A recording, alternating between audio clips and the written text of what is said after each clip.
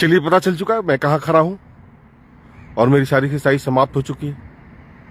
फिर मैं आप लोगों के साथ उपस्थित अपने बड़ों को चरण वंदन करने के लिए और छोटों का बहुत बहुत अभिनंदन और स्नेह और शुभकामनाएं देने के लिए। गुरुवार का दिन है, इसलिए खासकर सारे गुरुओं को प्रणाम करता हूं, जो छोटे हैं वो भी, जो बड़े हैं वो भी।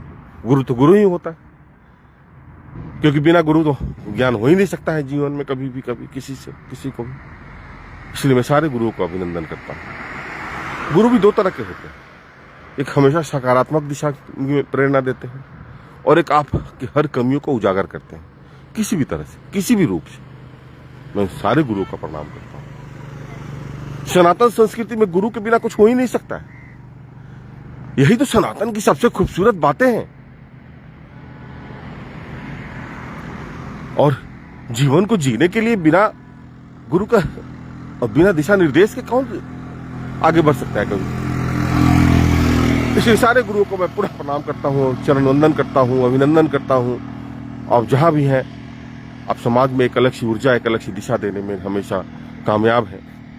और आज मैं जहां भी खड़ा हूँ वो मेरे पिता रूपी गुरु, मेरी माँ रूपी गुरु कुछ न कुछ तो मेरे को दिया ही है, जो आपके साथ सुबह में अपने नियमों के साथ, इसी प्रतिबद्धता के साथ चलाने की कोशिश करता हूँ। कुहासा बहुत है जीवन, बहुत फॉग है आज। ये वही ट्रक है, याद कीजिए, जो कथवलिया का शिव मंदिर का ट्रक है। ये इसी पर आया था, शिवलिंग आया था। बहुत फॉग है। फॉग में गति को नियंत्रित करने की जरूरत होती है हमेशा। जैसे ही अनियंत्रित करेंगे ना फॉग में, सब कुछ समाप्त हो जाएगा। विषम परिस्थितियों में, जीवन में विषम परिस्थितियों में अपने आप को नियंत्रित करना ही जीवन की सबसे मुख्य लक्षण होनी चाहिए। उसको नियंत्रित करने के लिए सबसे पहले मन को नियंत्रित करने की जरूरत होती है। अब मन को नियंत्रित करने के लिए क्या करना होगा? हमेशा स्वस्थ रहना पड़ेगा। स्वस्थ रहने के लिए क्या करना पड़ेगा? सूर्योदय से पहले जगना पड़ेगा, उसके बाद बाहर निकलनी पड़ेगी, उसके बाद एक माहौल बनानी पड़ेगी, एक सकारात्मक दिशा के साथ चलने की प्रयास करनी पड़ेगी, हमेशा नियंत्रण में रहने का प्रयास करना पड़ेगा। सारे बच्चे जो यहां पर, जिनसे कुछ संबंध अच्छी बनी, जय जय श्री राम बोल दो बेटा, जय जय श्री राम। ये बच्चे ये 5 किलोमीटर से दौड़ के आता है, 5 किलोमीटर से 5 किलोमीटर से दौड़ के आता है, 3 किलोमीटर से दौड़ के आना और 3 किलोमीटर जाना, 6 किलोमीटर हो गया। जय जय श्री राम बेटा, जय जय श्री राम, जय जय श्री राम। राम को जानना है तो राम को समझनी पड़ेगी, और राम को समझने के लिए आपको, जय जय श्री राम को समझने के लिए क्या करना पड़ेगा? आपको रमत्तों को जानना पड़ेगा, नियमों में चलने की प्रयास करनी पड़ेगी, अपने को संयमित करना पड़ेगा। संयम करने के लिए आपका सबसे करीबी, जीवन में सबसे करीबी आपका क्या है? आपने गौर किया है कभी? करेंगे गौर। बेशक मेरी बात बहुतों को अच्छी नहीं लगती है, लेकिन कभी आप किसी पार्टी में जा रहे हो और आप बैठे हुए हो, दूसरा आदमी दारू पी के आएगा ना, आपको तुरंत महक जाएगा कि दारू पिए हुए। लेकिन आपकी नाक की दूरी और आपकी मुंह की दूरी सबसे नजदीक होती है। आपको अपना मुंह का बदबू समझ में नहीं आता है कि अगर आप गुटखा खा के कहीं जाते हो तो दूसरे को कैसे महकता होगा। इस बात का हमेशा ध्यान रखिएगा, बहुत छोटी बात है। हम घर में एक अच्छे माहौल, यहां से जाने के बाद मैं घर में, हमारी एक्सरसाइज होती रहती है। मैं इसलिए आता हूं, अपने जीवन को एक अच्छी यादों को, एक अच्छी जीवन शैली को चलाने का एक प्रयास है अपने आप। मैं प्रयत्नशील हूं, मैं कितना पहुंच पाऊंगा, कितना सफल होऊंगा, ये मेरे को पता नहीं है। बच्चे भी अपनी जीवन शैली इसी तरह से चलाएं, और खासकर जो मेरे से जुड़े हुए हैं। इसलिए हमेशा अपने आप को नियंत्रित करके चलने की प्रयास है।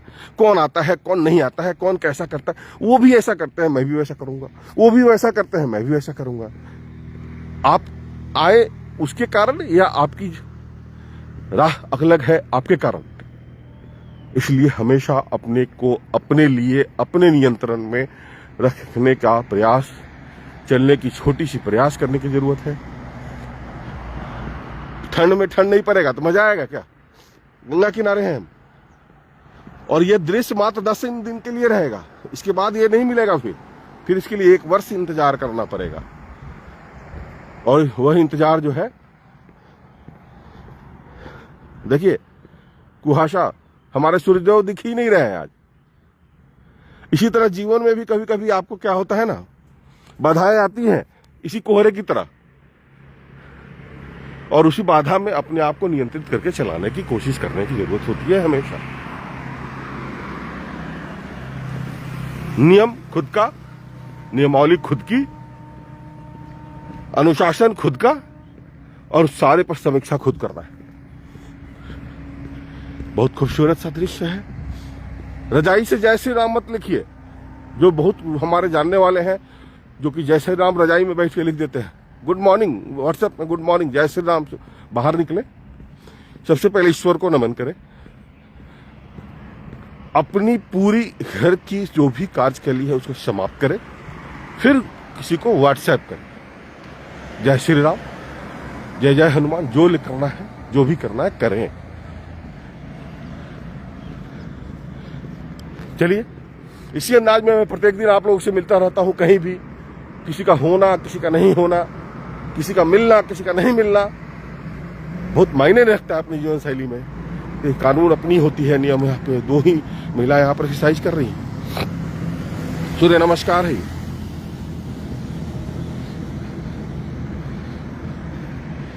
अपने प्रभु आज आए ही नहीं।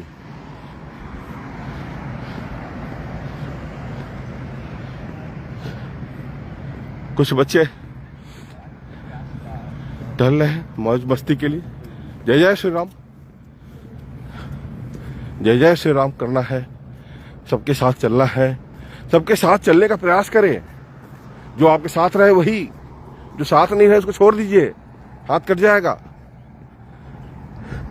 क्योंकि विचारों का मिलन ही समन्वय को की मजबूती, संबंधों की मजबूती देता है। हमेशा याद रखिएगा, हमारी संबंध और आपकी संबंधों में जो तारतम्यता है वो केवल वैचारिक है, और हमारा सनातन संस्कृति यही सिखाता है। देखिए इस बच्चे सबको ठंडा ही नहीं लग रहा है। अरे इस सब के साथ मोटिवेट होकर मैं आता हूँ जय जय श्री राम, जय जय श्री राम। और ये श्री राम को समझना है तो श्री राम के साथ चलना पड़ेगा। जय जय श्री राम बेटा। जय जय श्री राम। देखिए इस बच्चे का देखिए, पूरा टी शर्ट भींगा हुआ है, शरीर भींगा हुआ है। यही होता है, ठंड है, लोग बोलता है बहुत ठंड है, बहुत ठंड है। अरे ठंड है, ठंड में ठंड नहीं पड़ेगा तो लोग कुहासे में कुहासे नहीं आएंगे ना। तो जो किसान है उनका गेहूं पूरा समाप्त हो जाएगा, खत्म हो जाएगा। चलिए मैं पुनः इसी तरह अब घर पे जाऊं, घर पे भी सारी एक्सरसाइज हो रही होगी, जो नहीं होती है मुझे करानी पड़ती है। और आप सबों के साथ मिलना इस तरह लगता है सुबह में कि मुझे जाना है, मुझे अरविंद से मिलना है, मुझे किशोर से मिलना है, मुझे फलाने से मिलना है, सुजीत से, बहुत सारे बच्चे हैं जिनसे मिलना है। इसलिए मैं अपने हमेशा नियमों के साथ प्रतिबद्धता